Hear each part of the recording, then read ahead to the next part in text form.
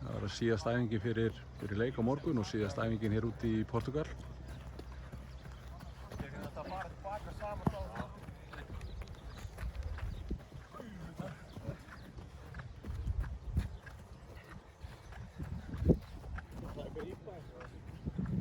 Svo bara breytum aðeins, taka eins og við byrjum, tek fram og tilbaka aftur.